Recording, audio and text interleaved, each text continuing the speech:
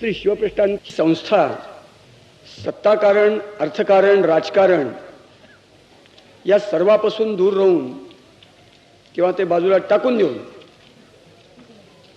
केवळ देश देव धर्मासाठीच शिवछत्रपतींच्या अंतःकरणाची, वृत्तीची, प्रवृत्तीची, मनस्थितीची, ध्येयवादाची, इच्छाकांक्षेची, कार्यकर्तृत्वाची, ध्येय धोरणाची, देशासाठी जगावं आणि मरावं आणि जगण्या मनात आनंद मानावा आणि मृत्यूसमी यम प्राण घेऊन जाण्यासाठी आला असताना थांब जरा एक क्षण, मला देवाला प्रार्थना करायची की भगवंता या मायभूमीचे पांग फेडण्यासाठी पुनर्पी हिच्याच उदरात मला 9 महिने 9 दिवसानंतर जन्माला घाल बरं का, असं सांगणारी निष्ठावंतांची, देशभक्तांची, धर्मभक्तांची, जातिवंत शिवचरणच्या पायकांची पिढी उत्पन्न करावी यासाठी काम करणारी संस्था आहे.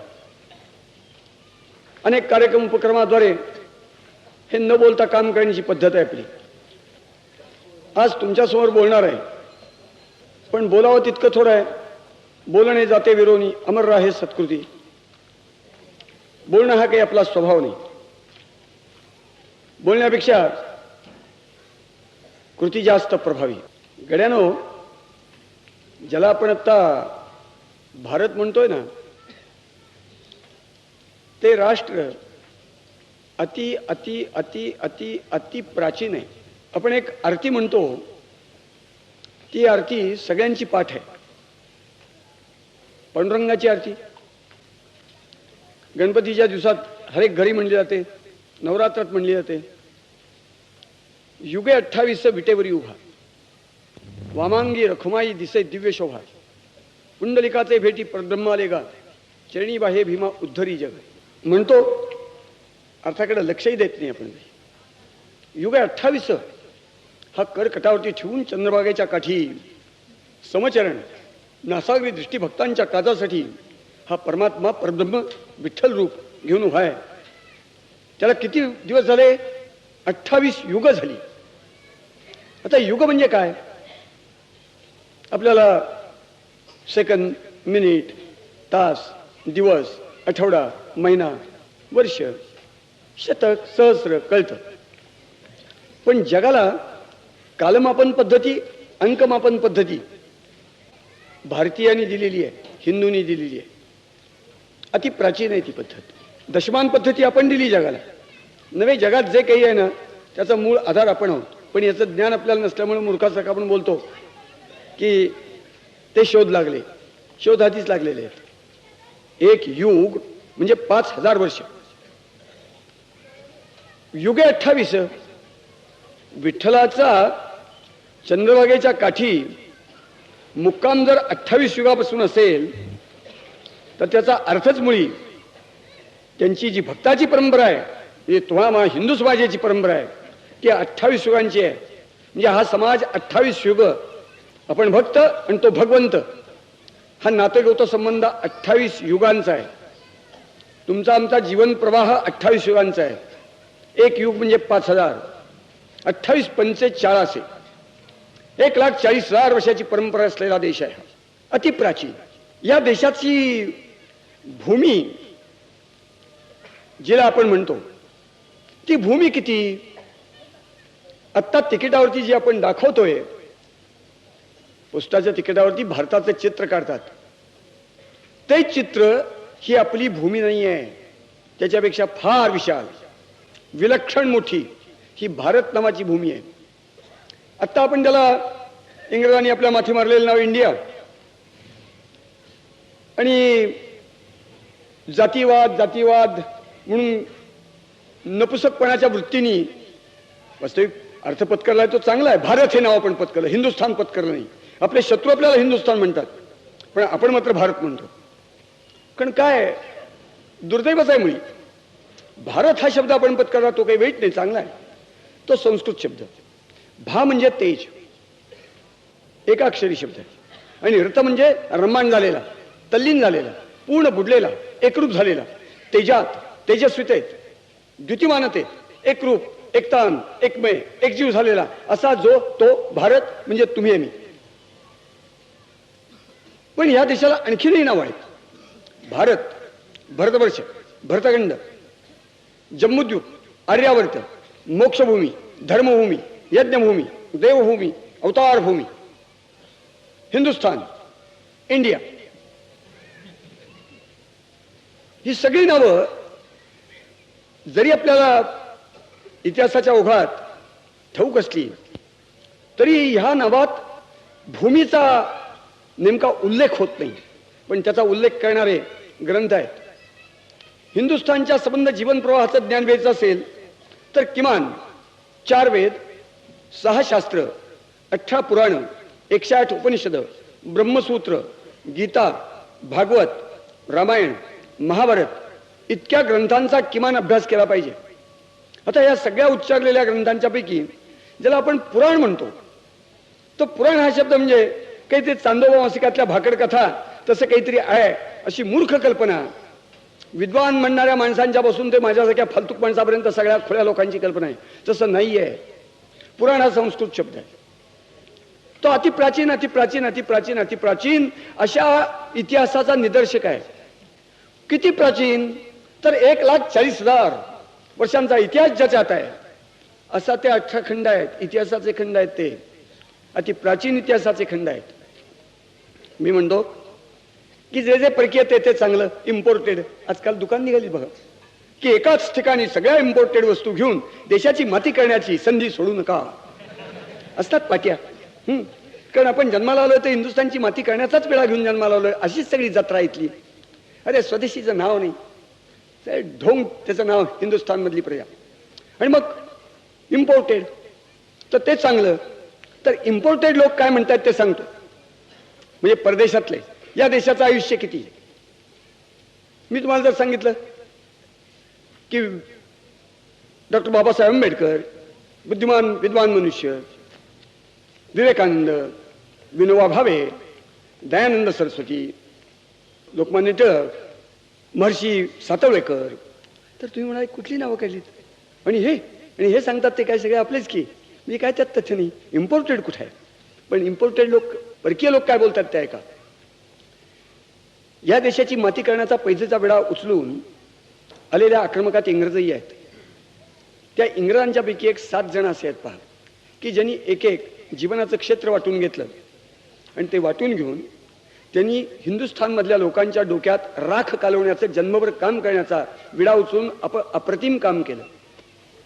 Lord Macaulay, Winternitz, Max Muller, doctor Alan Todd, हे 6-7 जण तर इतके बदमाश आहेत की त्यांनी कुणी धर्माचा अभ्यास केला, कुणी संस्कृतीचा केला, कुणी इतिहासाचा केला, कुणी भाषेचा केला, कुणी पूर्वीच्या वाङ्मयाचा केला.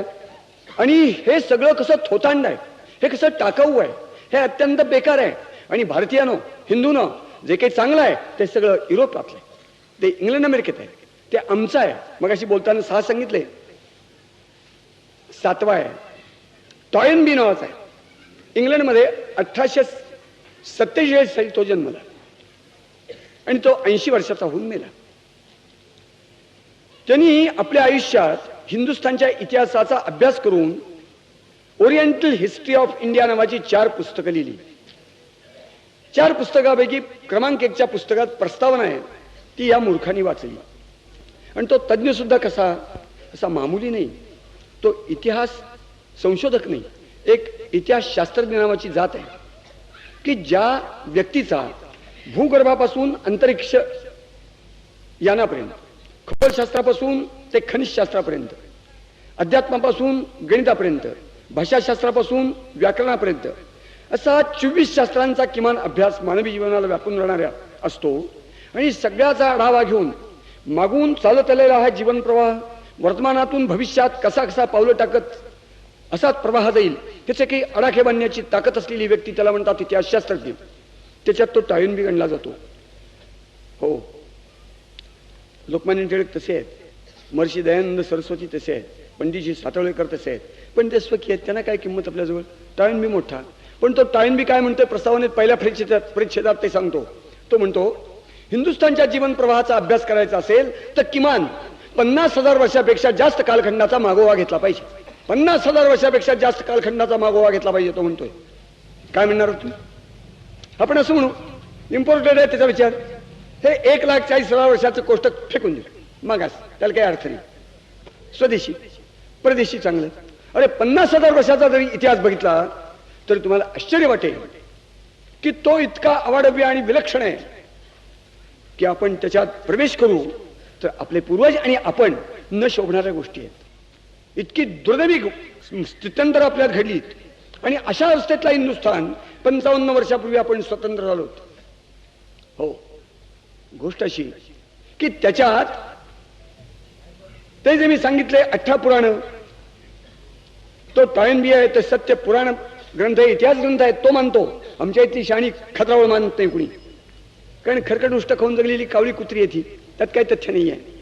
अगदी सरसकट कोणाचे उच्चार करत नाही, दुर्दैव आहे ते. तर त्या पुराण ग्रंथात पहिला क्रमांक 1चा इतिहास ग्रंथ आहे, त्याचं नाव आहे विष्णू पुराण. हिंदुस्थानच्या जीवन इतिहासाचा पहिला इतिहास खंड विष्णू पुराण आहे.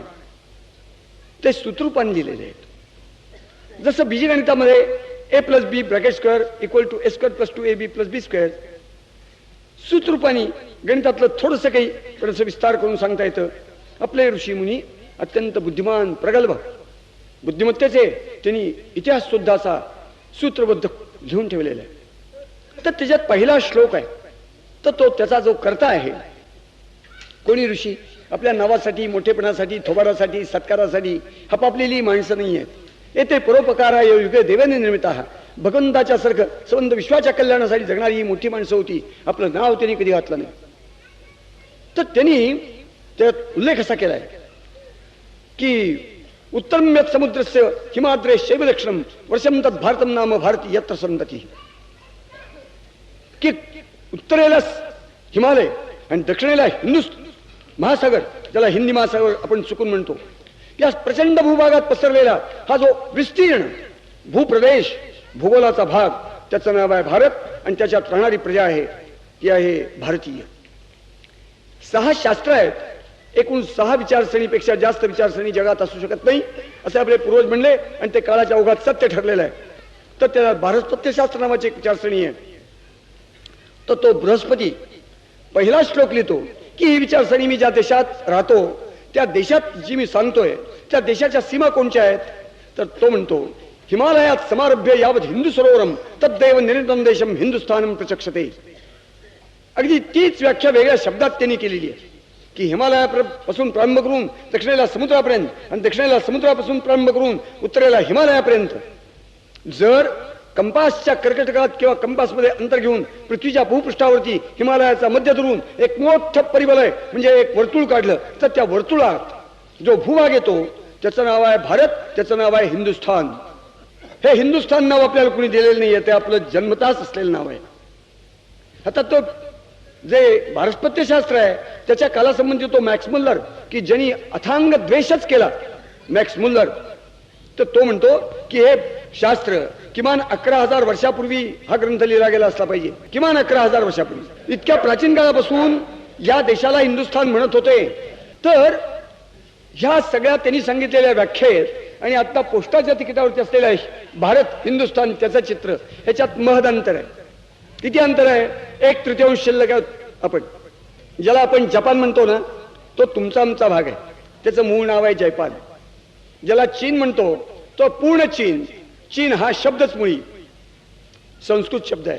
पीतवर्ण हा त्याचा अर्थ आहे.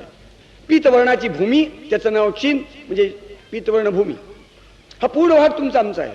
महाभारतकालीन युधिष्ठिरांना अभिषेक झाल्यानंतर हो हिंदुस्थानच्या त्या सर्वश्रेष्ठ जगाच्या सम्राटाला मानवंदना देऊन आपला आहेर अर्पण करण्यासाठी, नजराणा देण्यासाठी चीन मधले राजे समूहाने इथं आलेले होते. महाभारतवाचा मराठवाडा पब्लिशिंग हाऊसनी प्रकाशित केलेले 10 वर्षापूर्वीचे खंड आहेत, त्याच्यात वाचा. मी वाचलंय ते बोलतो. ज्याला आपण जावा, सुमात्रा, मलाया, बोर्निओ, फिलिपाईन्स, बाली बेट, इंडोनेशिया, ब्रह्मदेश, श्रीलंका. अरे ब्रह्मदेश, श्रीलंका हे तर नावात अजून शिल्लक आहेत. स्पष्ट आहे तो तुमचा आमचा भाग होता.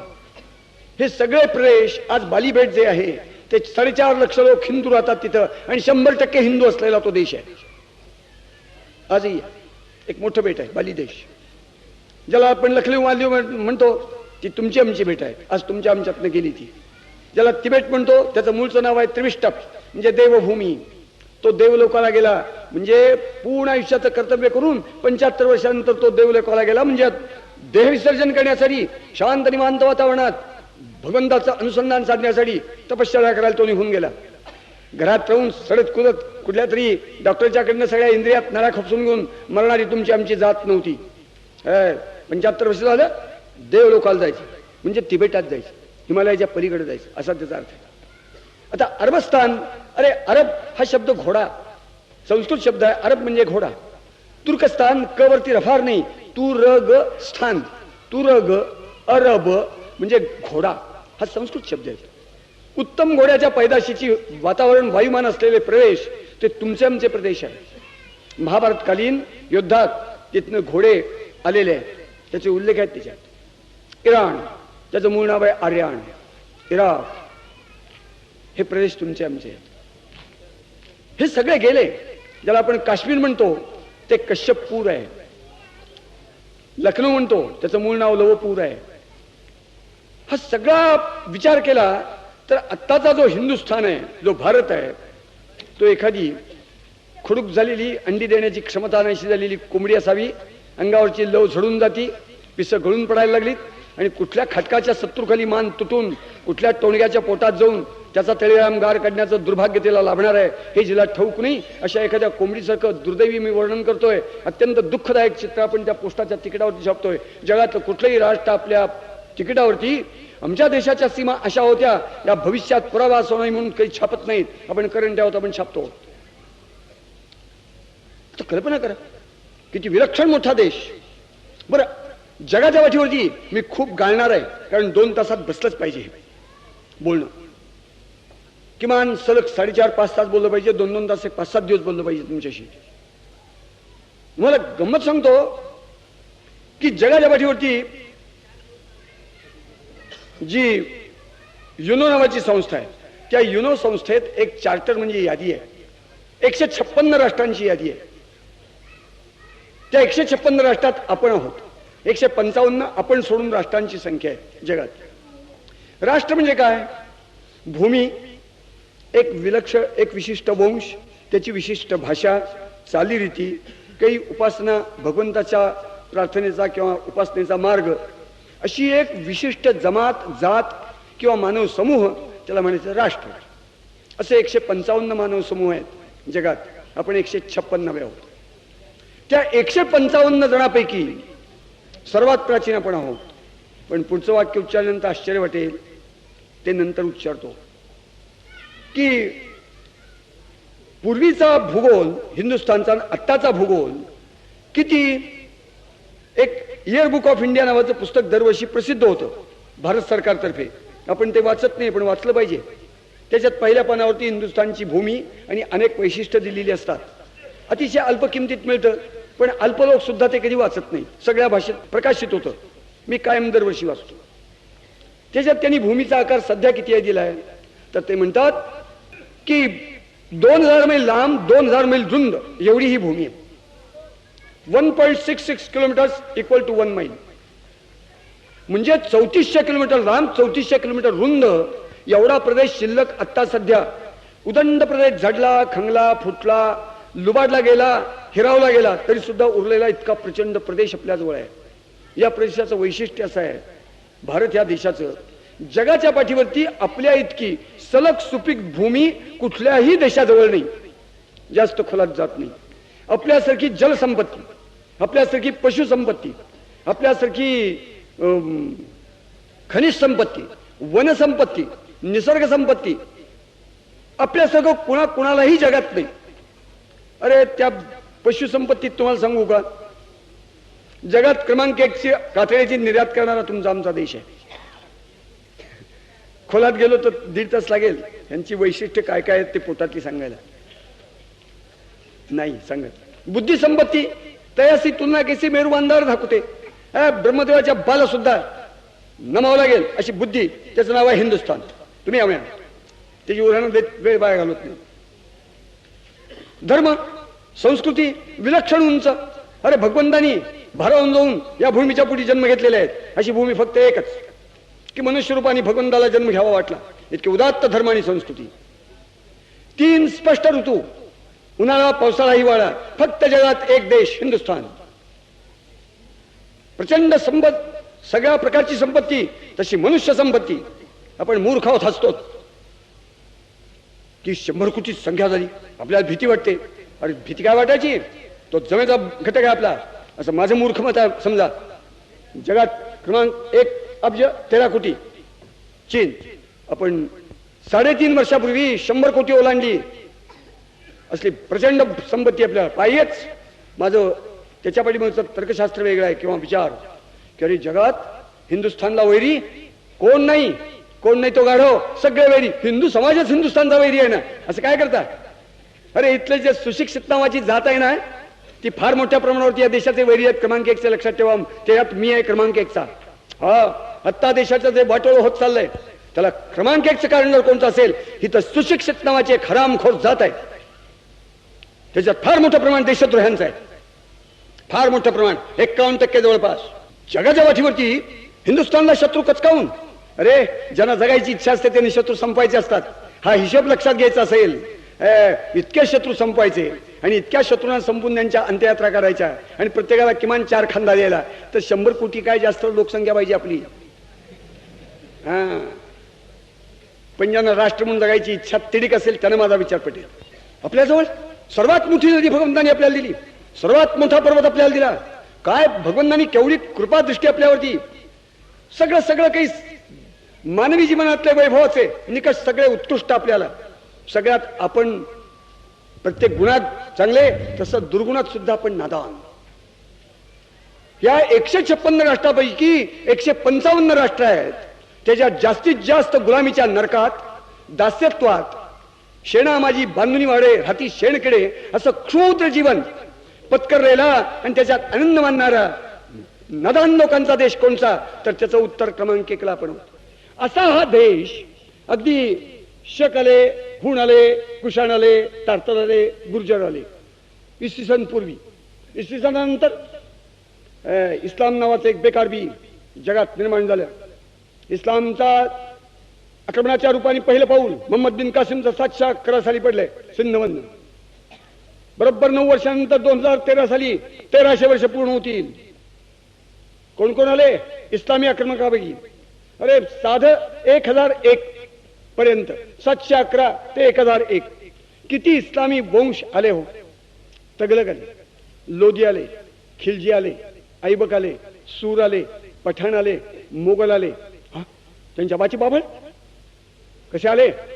हिंदुस्थानच्या घराला दार खिडक्या नाहीत, कुणी विचारणार नाही. अरे फडव्या तू इथं कसा आलास? हट ओट, काही नाही. कोणी यावे, कुठेही बसावे, कुठेही हागावे, काही करावे, काही चालतंय वाटतं ते. त्याचं नाव हिंदुस्थान. कारण आपण मानवतेचे पुजारी ना, आपण मानवतेचे पुजारी. अरे नालायक नादान जात आहे आपली. काय माणसं आहोत काय? काही वेळेला असं वाटतं की माझ्यासारखी कार्टी या भारतमाते या पुढची जन्माला आली, हे तिचे संतान आहेत का सर्प आहेत? इतक्या लायकीचे तुम्ही आहो. पुढे सांगतो ना काय लायकीचे होते. 1001 ते पुढं आत्तापर्यंत थोडा इतिहास पहा, अगदी ढोबळ इतिहास पहा. तुम्ही तयार असाल तर कधी पुढच्या वर्षी ओळीने 15-20 मिनिट 2-2 तास बोलायला येतो तुमच्या इथं. पण इतका आयुष्यातला वेळ बोलण्यात घालवण्यात काम करूया असं वाटतं. तुम्ही 1001 ते 1030, अरे हे 30 वर्षात त्या अरबस्तान मध्ये एक गझनी नावाचं गाव, तिथे एक मोहम्मद नावाचा कोणी मनुष्य, इस्लाम धर्माचा पंथाचा काय असेल ते, त्याच्या पोटात कळी की काफर ते ठार मारलेच पाहिजेत. कारण अल्लाला, कुराणाला, पैगंबराला जे मानत नाहीत ते जगण्याला लायक नाहीत. हा कुराणाचा पहिला संदेश आहे. पण 1300 वर्ष झाली आपण कधी कुराण वाचत नाही. कुराण वाचा म्हणजे मुसलमान आपले बंधू कसे आहेत ते ताबडतोब कळेल तुम्हाला. अरे कवडी इतकी अक्कल नाही, त्याचं नाव हिंदू. काही अक्कल ज्याला नसते त्याचं नाव काय हो, त्याला काय म्हणतात? ते हिंदू. इतक्या लायकीचे लोक होतो. तर झालं त्या 30 वर्षात तो मोहम्मद गजनी त्या सोमनाथाचं मंदिर म्हणजे 12 ज्योतिर्लिंगापैकी मंदिर. 12 ज्योतिर्लिंग म्हणजे तुमच्या आमच्या काळजातली अत्यंत आदराची स्थानं, ज्याची यात्रा केल्याशिवाय या देहात मनुष्य जन्माचं सार्थक होत नाही मानणार आहोत मी आम्ही सगळा हिंदू समाज. किती नालायक असू. अरे 1001 ते 1030 तो फक्त 17 वेळा आला. पहिल्या वेळेला आला त्यावेळेला आपल्या मराठवाड्यात असा एक भाग आहे महाराष्ट्रात तसा अनहिलवाडा म्हणून एक 2-3 जिल्ह्याचा भाग आहे गुजरातील. त्या अनहिलवाड्याचा एक राजा होता, त्याचं नाव आहे अनिरुद्ध सिंह. अनिरुद्ध सिंह त्याला आडवा गेला. तो मोहम्मद गजनी आला म्हणजे किती अंतरावरून आला, 1000-1200 मैलावरून आला, किलोमीटर 1.5 रेताळ वाळवंड तोडत आला. त्याच्या पोटात काय तिडीक असेल ती बघा. ते शत्रू आहेत पण त्यांची तिडीक सुद्धा लक्षात घेतली पाहिजे. आला, झाला झगडा झाला, उभ्या मैदानात झगडा झाला. झालं काय, रक्तबंबाळ झाला. ह्याचे हजारो सैनिक मेले. पराभव स्पष्ट दिसायला लागला. लढून रणांगणावरती मूर्खाचं मरण पत्करण्यापेक्षा जाऊया, परत ताकद बांधूया आणि हा जो किडका साप आपल्यावरती चालून आलाय त्याची माती करूया म्हणून तो वनात पळून गेला. त्याला काही दोष देण्यात अर्थ नाही. तो वागला, तो मुत्सद्दी पाऊल आहे, ठीक आहे. परत तो मोहम्मद गजनी 1003 साली आला. 1003 साली आला ते पहिल्यापेक्षा 1.5 सेना घेऊन आला. पहिल्यांदा 20,000 आणली होती, नंतर 30,000 आणली. कारण त्याला ठोक होतं, तो मुत्सद्दी आहे, ते धूर्त आहेत, फार धूर्त आहेत. मुसलमानांच्या इतकी धूर्त जात नाही बघा. तर गंमत अशी की एकदा आला तो आपल्या अंगावरती. मी हे उदाहरण सांगतोय किंवा इतिहास सांगतोय. हिंदू स्वभाव फार प्राचीन काळापासून आतापर्यंत बदललेला नाही. ज्याला अक्कल नसते असाच तो प्रवाह आहे. तर झालं कसं की पहिल्यांदा आला, ठीक आहे, का बरं आला, काहीच दोष नाही. लांडग्यानी बकऱ्याला का मारलं, कोळ्यानी माशीला का मारलं, उंदराला बोक्यानी का खाल्लं, त्याचं काही एक कारण नाही. ते दुबळे आहेत म्हणून खाल्लं. तो का अंगावरती आला, काही कारण नाही. एकदा आला तो असं म्हणला नाही, हा हरामखोर भडवा आला, त्याची येण्याची वाट बघत नाही, तयारी करतो आणि हा साप ज्या वारुळात आला त्या वारुळात जाऊन चाळून मारून टाकतो, असं तो म्हणला नाही. कारण तो हिंदू आहे. तो म्हणला नाही. मग तो वाट बघत बसला त्याची. तो 1.5 वर्षानंतर आला. 1.5 वर्षानंतर आल्यानंतर झगडा झाला, मेला. बरं, हा अनिरुद्ध सिंह आहे, तो काही नपुसक नाही, तो पुरुष आहे, हिम्मतवान राजा आहे. तो पराभूत झाला असेल पण तो बावळट नाही आहे. त्याला पोरं आहेत, पोरांना पोरं झाली, पण त्याच्या रक्तगटातल्या पुढच्या प्रजेपैकी कुणालाही असं वाटलं नाही की हा किडका मोहम्मद गजनी 17 वेळा भडवा आमच्या देवावरती धर्मावरती अत्याचार करायला आला. प्रत्येक स्वारीच्या वेळेला कत्तल, लूट, जाळपोळ, रक्तपात, बलात्कार, धर्मांतर, विध्वंस, बस इतकाच हिशोब. इस्लामला ह्याच्यापेक्षा दुसरा हिशोब नाही आहे. इस्लामचा जगातला सगळा इतिहास असाच आहे. पण इतिहास वाचूच तर कळेल. झालं, कोणीही झालेल्या प्रसंगाचा सूड घेण्यासाठी त्याच्या वंशातला एकही पुत्र प्रपौत्र पुढे आला नाही कधी. फैल बंद. दुसरा, हे रक्त कसं आहे ते पहा. आजही तसंच आहे. लढवय्या जाती आहेत का नाही हिंदुस्थानमध्ये? आहेत. बुंदेले आहेत, रोहिले आहेत, कुमाव आहेत, डोगरा आहेत, जाट आहेत, शीख आहेत, मराठे आहेत, राजपूत आहेत. अप्रतिम जाती आहेत. अरे मराठा जात तर अप्रतिम, म्हणजे सगळ्या मृत्यूच्या कमरेत लात घालणारी, मृत्यूला मातीत घालणारी जात आहे ही. हे सगळे त्या सोमनाथाचे उपासक आहेत. पण या जातीतल्या लढवय्यांच्या पैकी जिवंत होते त्या काळात. कुणालाही असं वाटलं नाही की अरे आपलं दैवत, आपला प्राण, आपलं शक्तीपीठ, आपलं ज्योतिर्लिंग, आपला देव हे फडवे मारतायत, जाळून टाकतायत, लुटतायत, याचा सूड घ्यायला गेलं पाहिजे, याची माती करायला पण गेलं पाहिजे. देशातल्या देशात जाण्याची सुद्धा तिथल्या लढवय्या जातीतल्या लोकांना इच्छा झाली नाही. हा स्वभाव तसाच कायम टिकून आहे, ह्याच्यात फरक नाही.